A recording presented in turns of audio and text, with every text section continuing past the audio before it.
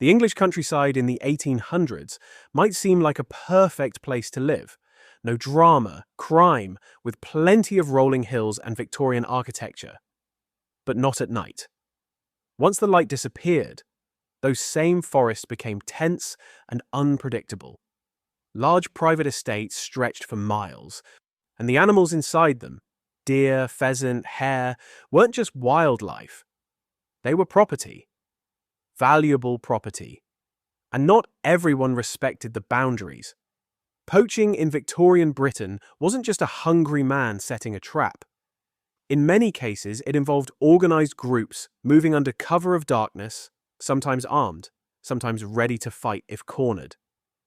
Gamekeepers were expected to patrol those estates alone, walking through thick woodland with little more than a lantern and whatever nerve they had left. There are documented cases of keepers being beaten, even shot at. It wasn't romantic. It wasn't dramatic in a storybook way. It was risky, physical work. And eventually, landowners realized something. A man walking alone at night wasn't enough. They needed help, not a dog that barked constantly and gave away position, not a dog that would lose control and cause legal trouble. They needed something strong, quiet, deliberate. They needed a dog that could end a confrontation quickly and then stop. That need is where the Bullmastiff begins. The foundation came from two very different British dogs. The first was the loyal and sizable English Mastiff, a breed with deep historical roots in guarding and estate work throughout history. Mastiffs were enormous, composed, and naturally imposing, with generally lower energy and drive at this point. Their strength was obvious, but so was their steadiness. An extremely economical breed with immense size. The second was the Old English Bulldog, a far more athletic and intense dog than the modern bulldog. Before bull baiting was made illegal, these dogs had been selected for strength, drive, courage, and refusal to back down. Gamekeepers began crossing the two. The Mastiff contributed size and calm nerve. The Bulldog added speed and tenacity. The goal was not savagery, it was control. Breeders later described the early formula as roughly 60% Mastiff and 40% Bulldog, but what truly mattered was behavior. The resulting dogs were powerful without being frantic, bold without being reckless.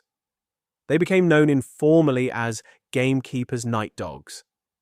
And their job was precise, but absolutely essential in the context they were bred for. Imagine walking through thick woodland at midnight. The ground is uneven, frozen solid during the winter. The air is damp with minimal visibility. Somewhere ahead, there may be a man with a gun on your estate. At your side moves a broad-headed dog, heavy but silent. Unlike many guarding breeds, these dogs were selected for stealth. No constant barking, no restless pacing. They were expected to detect movement, close distance, and bring a suspect down quickly.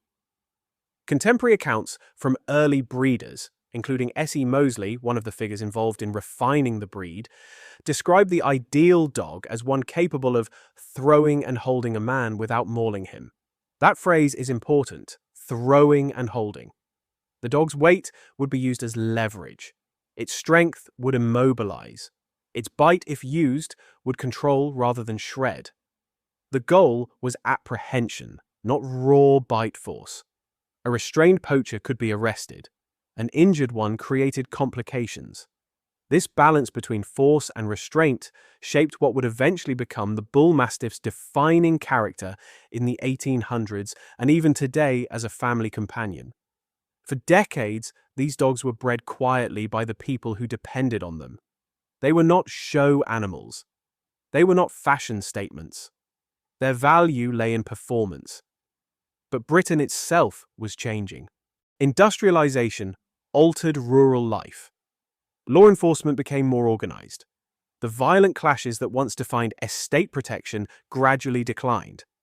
As the specific need for night dogs faded, the dogs themselves began to shift roles. At the same time, Victorian society had developed a fascination with formalized dog breeding. Breed clubs formed. standards were written, bloodlines were recorded. In 1924, the Bullmastiff was officially recognized by the Kennel Club. What had once been a practical working cross became a defined pedigree, a popular choice amongst working families. Yet despite formal recognition and eventual movement into show rings, the essential blueprint remained intact. The Bullmastiff was never bred for constant motion like a herding dog. It was never meant to bark endlessly at every disturbance. Its energy pattern reflected its origins, remain composed, assess carefully, act decisively. That temperament still defines the breed today as one of the more placid and lower drive Mastiff breeds.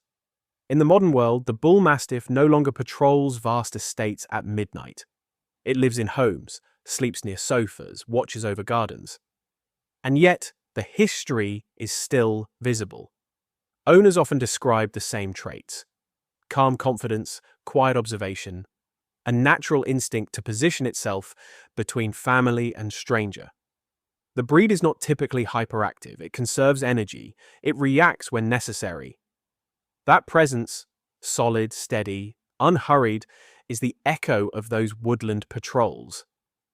For this reason, even A-list celebrities have chosen this wonderful breed's humble attitude and brave nature. Before he became a Hollywood icon, Sylvester Stallone owned a Bullmastiff named Butkus. When Stallone was struggling financially while trying to sell the script for Rocky, he even sold Butkus out of desperation, only to buy him back after the film's success. There's something fitting about that. A breed forged in hardship, standing beside a man who was fighting to change his own circumstances.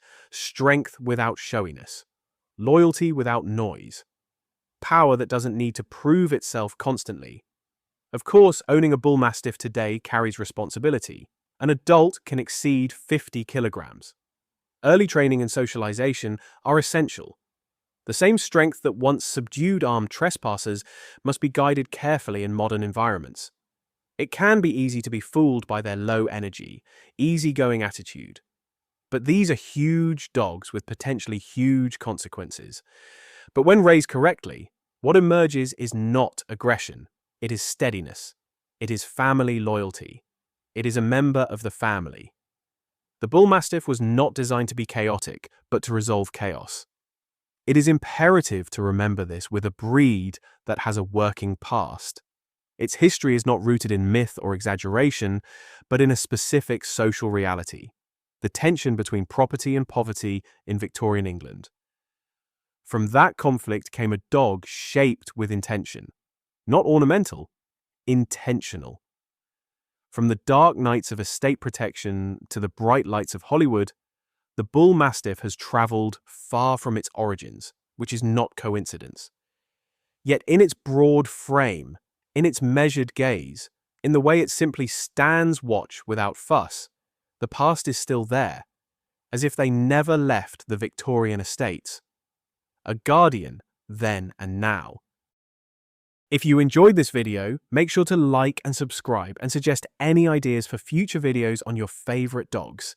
See you soon!